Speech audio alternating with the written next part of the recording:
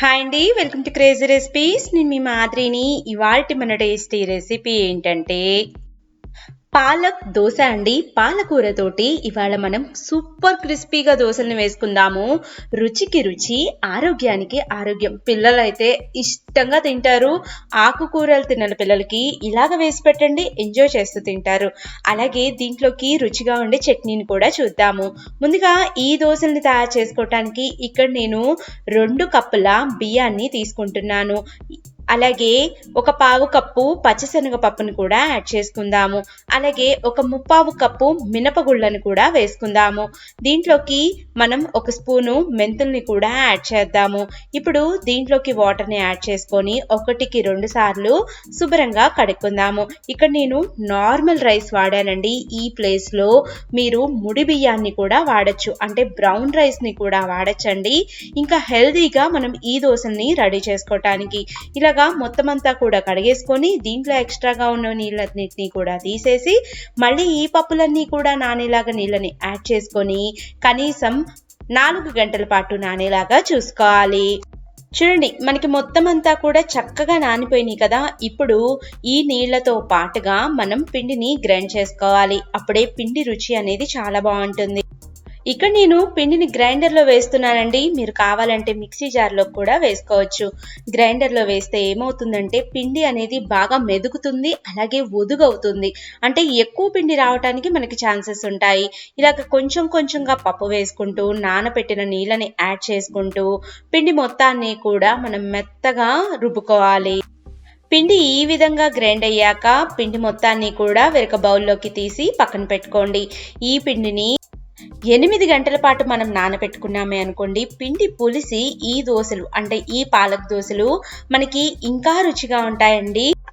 పిండి రెడీ అయిపోయింది కదా. పాలక్ దోశ వేసుకునే పద్ధతిని చూద్దాము. ఇక్కడ నేను ఒక 2 కప్పుల పిండిని తీసుకున్నాను. మొత్తం పిండిలో ఈ పాలక్ దోశలని కలపట్లేదు. చిన్న అల్లం ముక్కని ఒక మిక్సీ జార్లోకి యాడ్ చేసుకోండి.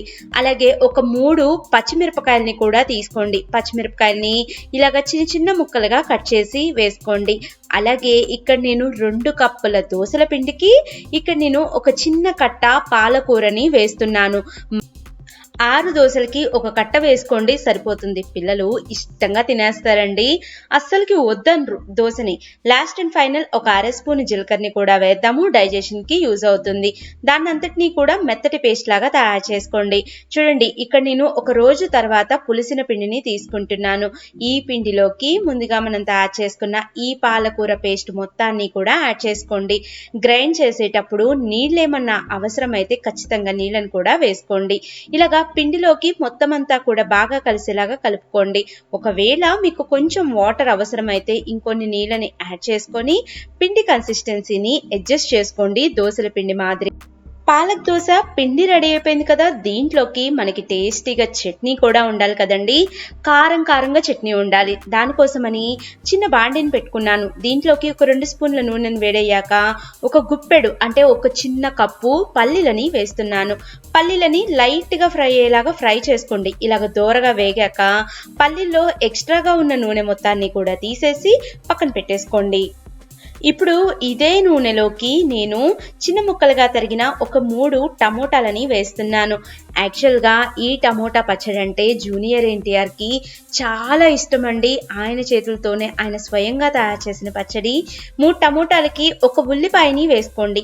ఇలాగా ఉల్లిపాయ టమోటా 2 కూడా బాగా మిక్స్ అయ్యేలాగా మిక్స్ చేసుకోండి. ఇది ఈ దోశల్లోకే కాదండి, చపాతీలోకి అన్నంలోకి కూడా చాలా టేస్టీగా ఉంటుంది. ఇలాగ 2 కూడా బాగా కలిసేలాగా కలుపుకొని దోరగా వేగేలాగా వేయించుకోవాలి. ఇప్పుడు లాస్ట్ అండ్ ఫైనల్ ఈ టమోటాల్లోకి మనం ఒక 2 రెమ్మలు చింతపండుని వేసుకోవాలి.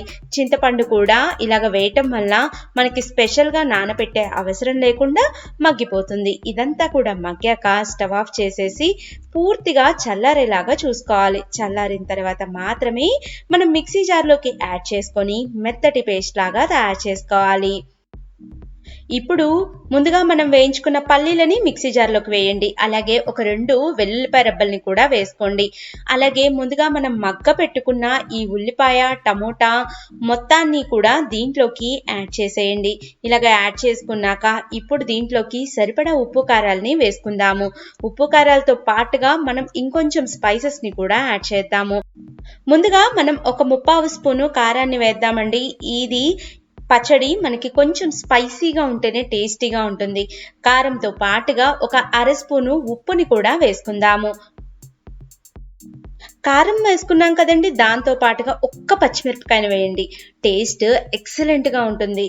ఇప్పుడు దీంట్లోకి ఒక 1/2 స్పూను ధనియాల పొడిని, అలాగే ఒక 1/2 స్పూను జీలకర్ర పొడిని కూడా వేద్దాము. ఇవన్నీ వేసుకున్నాం కదా, దీంట్లోకి వాటర్ అనేది అస్సలకి యాడ్ చేయొద్దండి. మొత్తాన్ని కూడా మెత్తగా పేస్ట్ లాగా తయారు చేసుకుందాము. పచ్చడి సూపర్ టేస్టీగా ఉంటుందండి. ఈ పచ్చడి ఇలా గ్రైండ్ చేసుకున్నాక పక్కన పెట్టుకుందాము. ఇప్పుడు ముందుగా మనం తయారు చేసుకున్న పాలక్ దోసల పిండిలోకి ఒక 1/2 స్పూను ఉప్పును వేసుకుందాము. ఈ ఉప్పంతా కూడా పిండిలోకి బాగా మిక్స్ అయ్యేలాగా మిక్స్ చేసుకుందాము. ఇప్పుడు వేడిగా మనం దోసల్ని వేసేద్దాము. స్టవ్ మీద పెనాన్ని పెట్టుకోండి. పెనం లైట్గా వేడయ్యాక ముందుగా మనం తయారు చేసుకున్న ఈ పాలకూర దోస పిండిని వేసుకొని మనకు ఎంతైతే పల్చగా వీలవుతుందో అంత పల్చగా స్ప్రెడ్ చేయండి. నేను చెప్పటం కాదండి, నిజంగా ఒక్కసారి ఈ దోసల్ని వేసుకొని తినండి. మళ్ళీ ఇంట్లో అందరూ కూడా కావాలని తింటారు. ఒక్క నిమిషం పాటు దోశ అంతా కూడా కాలేక, అంటే ఈ పిండి అంతా కూడా డ్రై అయిపోవాలి.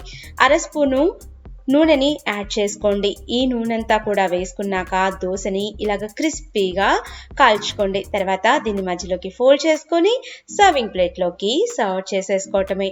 ఇలాగే మనకి ఎన్నైతే దోశలు కావాలో అన్ని దోశల్ని కూడా ఒకటేసారి తయారు చేసుకుందాము. పిల్లలకి ఇంట్రెస్టింగ్గా ఉండటానికి హోటల్లో సర్వ్ చేస్తారు కదండి టోపీ దోశ, ఇలాగ సొగానికి కట్ చేయండి. దోశని సొగానికి కట్ చేసి రౌండ్గా ఇలాగ ఫోల్డ్ చేసేయండి. మనకి చక్కగా కోన్ దోశ అనొచ్చు దీన్ని, లేదా టోపీ దోశ అని కూడా అనొచ్చు. చూడండి, లుక్ వైజ్ చూస్తే మనం ఏ రెస్టారెంట్ హోటల్లో లేని లుక్ ఉంది చెప్పండి. ఈ దోశ కనుక మనం ఏదైనా హోటల్లో తింటే కనీసం 80 రూపాయలు ఉంటుందండి. విత్ చట్నీతో పాటు 80 రూపాయలకి మనకి ఏ 30 దోశలో 40 దోశలో వస్తాయి. అది కూడా సూపర్ హెల్దీగా, ఈజీగా. చూడండి ఎంత క్రిస్పీగా ఉన్నాయో దోశలు. దీంట్లోకి ముందుగా మనం తయారు చేసుకున్న చట్నీతో తింటే అద్దరిపోతుంది. తప్పకుండా ట్రై చేయండి, మీకు కూడా చాలా బాగా నచ్చుతుంది. నా వీడియో నచ్చిందా అయితే లైక్ చేయండి, షేర్ చేయండి, ఛానల్ని సబ్స్క్రైబ్ చేయండి. Thank you, bye bye. Hi అండి, వెల్కమ్ టు క్రేజీ రెసిపీస్. నేను మీ మాదిరిని. ఇవాల్టి మన టేస్టీ రెసిపీ ఏంటంటే హెల్తీ బీట్రూట్ దోశ. అది కూడా మనం బియ్యం అనేది వాడకుండా తయారు చేసుకోవచ్చు, లేదా మనం రెగ్యులర్గా వాడుకునే దోశల పిండితో కూడా రెడీ చేయొచ్చు. ఇవాళ ఈ దోశలతో పాటుగా టేస్టీ అయిన పల్లీలు, ఎండు మిరపకాయలు రెండూ కలిపిన చట్నీని కూడా చూపిస్తానండి. ఈ దోశల్లోకి వీటిని పెట్టుకొని తింటే ఎక్సలెంట్గా ఉంటుంది. ముందుగా ఈ దోశల్ని మనం మిల్లెట్స్ తోటి చేసుకున్నాము, అంటే సిరిధాన్యాలండి. ఇక్కడ నేను 2 కప్పుల అరికెల్ని తీసుకుంటున్నాను. ఈ ప్లేస్లో మీరు కొర్రలు కానీ సామల్ని కానీ తీసుకోవచ్చు. అలాగే 1 కప్పు మినపగుళ్ళని యాడ్ చేసుకుంటున్నాను. ఇప్పుడు ఈ రెండిట్లో కూడా మనం వాటర్ని యాడ్ చేసుకొని 1కి 2 సార్లు శుభ్రంగా క్లీన్ చేసుకోవాలి. తర్వాత మళ్ళీ దీంట్లోకి నీళ్ళని వేసుకొని కనీసం 8 నుంచి 10 గంటల పాటు నానాలండి. ఏ సిరిధాన్యాలైనా కూడా మీరు ఇది మాత్రం గుర్తుపెట్టుకోండి, అప్పుడే వాటిలో ఉన్న వాల్యూస్ అన్నీ కూడా బయటకు వస్తాయి. మనకి డైజెషన్ కూడా పర్ఫెక్ట్ గా ఉంటాయి. కరెక్ట్ గా తెలుసుకొని మాత్రమే సిరిధాన్యాలని తినాలి. మొత్తం అంతా కూడా మునిగేదాకా నీళ్ళని వేసుకున్నాం కదా. ఇప్పుడు లాస్ట్ అండ్ ఫైనల్ వీటిలోకి మనం 1 స్పూను మెంతుల్ని కూడా వేద్దాము. మెంతులు వేయటం వల్ల మనకి ఈ దోశలు సూపర్ క్రిస్పీగా వస్తాయి. చూడండి, మిక్సీ జార్ని తీసుకోండి. నానిన మినపగుళ్ళల్లో ఎక్స్ట్రాగా ఉన్న నీళ్లు మొత్తాన్ని కూడా తీసేసి మిక్సీ జార్లోకి యాడ్ చేసుకోండి. ఇదే పిండిని మనం గ్రైండర్లో కూడా వేసుకోవచ్చు. అలాగే నానిన మిల్లెట్స్లో ఎక్స్ట్రాగా ఉన్న నీళ్ళను కూడా తీసేసి ఈ అరికెల్ని కూడా దీంట్లోకి యాడ్ చేసుకుందాము. ఇప్పుడు దీంట్లోకి నేను కొంచెం కొంచెంగా వాటర్ని యాడ్ చేసుకుంటూ పిండి మొత్తాన్ని కూడా మెత్తగా రుబ్బుతున్నానండి. అంటే దోసల పిండి మాదిరిగా ఉండాలి. ఈ పిండితో మనం దోసే కాదండి, ఇడ్లీలని కూడా వేసుకోవచ్చు. అలాగే లాస్ట్ అండ్ ఫైనల్ ఒక చిన్న కప్పు అటుకుల్ని కూడా వేస్తున్నాను. ఈ అటుకుల్ని వేయటం వల్ల మనకి దోసలు క్రిస్పీగా వస్తాయి. అలాగే కలర్ కూడా సూపర్ గా ఉంటుంది. మొత్తం అంతా కూడా చక్కగా రుబ్బి పెట్టుకోండి. తర్వాత దీనంతటిని కూడా మనం ఇలాగా ఏదైనా బౌల్లోకి యాడ్ చేసుకుందాము. ఇప్పుడు ఈ పిండిని మనం డైరెక్ట్ గా వేసేయచ్చండి. దోసల్ని నానబెట్టుకోవాల్సిన అవసరం లేదు. ఈ పిండి మనం ఫ్రిడ్జ్ లో పెట్టుకుంటే వారం రోజులు నిల్వ ఉంటుంది. ఈ పిండి తోటి మనం బీట్రూట్ తోటి టేస్టీగా హెల్తీగా దోసల్ని ఎలా తయారు చేసుకోవాలో చూద్దాము. ఇక్కడ నేను ఒక 4 దోసలు రావటానికి బీట్రూట్ ని కలుపుకుంటున్నాను, మొత్తం పిండిలో కాకుండా. ఇలాగా ఒక చిన్న బీట్రూట్ ని తీసుకుంటున్నానండి. దీని మీద ఉన్న చెక్కు మొత్తాన్ని కూడా తీసేసి బీట్రూట్ మొత్తాన్ని కూడా చిన్న చిన్న ముక్కలుగా తరుక్కోండి. మిక్సీ జార్లోకి ఈ బీట్రూట్ ముక్కలు మొత్తాన్ని కూడా యాడ్ చేయండి. ఈ బీట్రూట్ లోకి మనం 4 నుంచి 5 ఎండుమిరపకాయలని వేసుకోవాలి. ఈ దోశ కొంచెం స్పైసీగా ఉంటేనే టేస్టీగా ఉంటుంది. అలాగే పిండిలోకి మనం ఉప్పు వేయలేదు కదండి, దానికోసమని ఇక్కడ నేను ఒక 1/2 స్పూను కళ్ళుప్పుని వేస్తున్నాను. ఇప్పుడు దీంట్లోకి కొంచెం వాటర్ని కూడా యాడ్ చేసుకొని మొత్తాన్ని కూడా మనం మెత్తగా జ్యూస్ లాగా తయారు చేసుకోవాలి. చూడండి, ఇలాగా జ్యూస్ మాదిరిగా మనం తయారు చేసుకొని పక్కన పెట్టుకుందాము. మీరు మిల్లెట్ దోశ పిండి ఇంట్లో లేదనుకోండి, ఇలాగ నార్మల్ దోశ పిండిని కూడా తీసుకోవచ్చు. నేను చెప్పాను కదా, ఒక 6 దోశలకి సరిపడా పిండిని మాత్రమే తీసుకుంటున్నాను. అంటే ఒక 2 చిన్న కప్పుల పిండిలోకి ఈ పేస్ట్ ని యాడ్ చేసుకుంటున్నాను. దోసల పిండి గట్టిగా ఉంటే కొంచెం వాటర్ ని యాడ్ చేసుకొని పిండి కన్సిస్టెన్సీని వీడియోలో చూపిస్తున్నట్టుగా అడ్జస్ట్ చేసుకోండి. ఈ దోశలు టేస్టీయే కాదండి, హెల్తీ కూడా. మనకి బ్లడ్ పర్సంటేజ్ అనేది ఇంక్రీజ్ అవ్వడానికి ఈ దోశలు చాలా హెల్ప్ఫుల్ అవుతాయి. పిల్లలు బీట్రూట్ తినరు కదా, అలాగే చాలా మందికి బీట్రూట్ అంటే ఇష్టం ఉండదు. కానీ ఇలాగ దోశల్లాగా వేసి పెట్టండి, అందరూ కూడా చాలా ఇష్టంగా తింటారు. అలాగే ఈ పిండిలోకి ఒక 1/2 స్పూన్ జీలకర్రని కూడా వేసుకోండి. ఇలాగ జీలకర్ర వేయటం వల్ల మనకి డైజెషన్ కి బాగా యూజ్ అవుతుంది. అంటే మీరు రోజు రెగ్యులర్ గా వేసుకునే దోసల పిండిలోకైనా ఈ బీట్రూట్ గ్రేవీని కలుపుకోవచ్చు, లేదా అరికెలు సామలు లాంటి సిరిధాన్యాలతో కూడా పిండిని తయారు చేసుకొని ఇలాగ పిండిని కలుపుకోవచ్చు అన్నమాట. ఇప్పుడు ఈ దోశల్లోకి సూపర్ టేస్టీ అయిన చట్నీని చూద్దాము. ఇక్కడ నేను ఒక కప్పు పల్లీలని కొంచెం నూనెని వేడి చేసుకొని నూనెలోకి యాడ్ చేస్తున్నాను. ఈ పల్లీలన్నీ కూడా దోరగా వేగేలాగా వేయించుకోవాలి. పల్లీలతో పాటుగా నేను ఇక్కడ ఒక 2 రెమ్మలు చింతపండును కూడా వేస్తున్నానండి. చింతపండు పల్లీల్లో వేయటం వల్ల చక్కగా మగ్గిపోతుంది. ఇలాగ అన్ని వైపులకి తిప్పుకుంటూ ఫ్రై చేసుకోండి. ఇలాగ ఫ్రై అయ్యాక ఈ చట్నీ కారం కారంగా ఉండటానికి ఇక్కడ నేను 7 నుంచి 8 ఎండు మిరపకాయల్ని వేస్తున్నాను. ఎండు మిరపకాయలతో ఈ పచ్చడి చేయటం వల్ల మనకి టేస్ట్ అనేది చాలా బాగుంటుంది. అలాగే బీట్రూట్ కొంచెం స్వీట్ గా ఉంటుంది కదా, ఆ స్వీట్నెస్ పోవడానికి మనం ఇలాగ స్పైసీ ఇంగ్రీడియంట్స్ ని యాడ్ చేసుకోవాలి. అలాగే 2 వెల్లుల్లిపాయ రెబ్బల్ని కూడా వేసుకోండి, ఫ్లేవర్ చాలా బాగుంటుంది. అలాగే ఒక 2 పచ్చిమిరపకాయల్ని కూడా వేయండి ఎండు మిరపకాయలతో పాటు, చట్నీ ఇంకా రుచిగా ఉంటుంది. పచ్చిమిరపకాయల్ని కూడా వేసుకొని పల్లీలు దోరగా అయ్యేదాకా మాత్రమే వేయించుకోవాలి. తర్వాత స్టవ్ ఆఫ్ చేసేసి ఇదంతా కూడా పూర్తిగా చల్లారేలాగా చల్లారి పెట్టుకోవాలి. తర్వాత దీంట్లో ఎక్కువగా ఉన్న నూనె మొత్తాన్ని కూడా తీసేసి మిక్సీ జార్లోకి ఈ పల్లీలని మనం యాడ్ చేసుకుందాము. 1 కప్పు పల్లీలను తీసుకున్నాం కదండి, 1/2 కప్పు మాత్రమే పుట్నాల పప్పుని యాడ్ చేసుకోండి, సరిపోతుంది. అలాగే ఈ రెసిపీ మొత్తానికి సరిపడా ఒక 1/2 స్పూను కళ్ళుప్పుని వేసుకోండి. ఏ రెసిపీలోకైనా కళ్ళుప్పు వాడితే రుచి బాగుంటుంది. అలాగే ఈ చట్నీకి సరిపడా వాటర్ని కూడా యాడ్ చేసుకొని చట్నీని మెత్తటి పేస్ట్ లాగా తయారు చేసుకొని ఒక బౌల్లోకి యాడ్ చేసుకుందాము. చూడండి ఎంత కలర్ఫుల్ గా ఈ చట్నీ ఉందో. ఈ చట్నీ ఈ దోశలో కాదండి, మీరు మామూలుగా కూడా బ్రేక్ఫాస్ట్ లోకి తయారు చేసుకోండి, టేస్ట్ అయితే ఎక్సలెంట్ గా ఉంటుంది. అలాగే చట్నీ కన్సిస్టెన్సీని కొంచెం ఇలాగ జారుడుగా కలుపుకోండి. దోశలోకి జారుడు చట్నీ అయితే రుచి బాగుంటుంది. చట్నీలోకి పోపును వేసుకుందాము. బాండీలోకి 1 స్పూన్ నూనెను వేసుకోండి. అంటే ఇందాక పల్లీలు వేయించుకున్న నూనె ఉంటుంది కదా, ఆ నూనెలోనే మనం ఈ పోపుని వేయొచ్చు. ఒక 1/2 స్పూను ఆవాలు, 1/2 స్పూను జీలకర్ర, 1 స్పూను పచ్చిశనగపప్పు, 1 స్పూను మినప్పప్పు, ఇవన్నీ కూడా యాడ్ చేసుకొని లాస్ట్ అండ్ ఫైనల్ ఒక 2 రెమ్మల కరివేపాకును కూడా వేసుకొని చట్నీ మొత్తంలోకి సరిపడా పోపుని దూరగా వేగేలాగా వేయించుకోవాలి. ఈ చట్నీ సూపర్ సూపర్ టేస్టీగా ఉంటుందండి. ఈ పోపు వేయటం వల్ల దీని రుచి ఇంకా బాగుంటుంది. చివరిగా ఒక ఎండుమిరపకాయను కూడా వేసి స్టవ్ ఆఫ్ చేసేసి ఈ పోపు మొత్తాన్ని కూడా ముందుగా మనం తయారు చేసుకున్న ఈ చట్నీలోకి యాడ్ చేసుకొని పోపు అంతా కూడా బాగా మిక్స్ అయ్యేలాగా మిక్స్ చేసుకుందాము.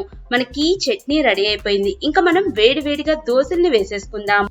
స్టవ్ మీద దోస పెనాన్ని పెట్టేసుకోండి. పెనం వేడయ్యాక ముందుగా మనం తయారు చేసుకున్న ఈ బీట్రూట్ దోస పిండిని ఒక గెరిటెడు వేసుకోండి.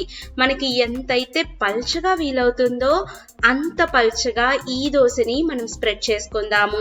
ఎంత రుచిగా ఉంటాయంటే మీరు బీట్రూట్ దోశ వేశాను అని చెప్తే కానీ అర్థం కాదండి. టేస్ట్ చాలా బాగుంటుంది. పిల్లలు కూడా ఎంజాయ్ చేస్తూ తింటారు.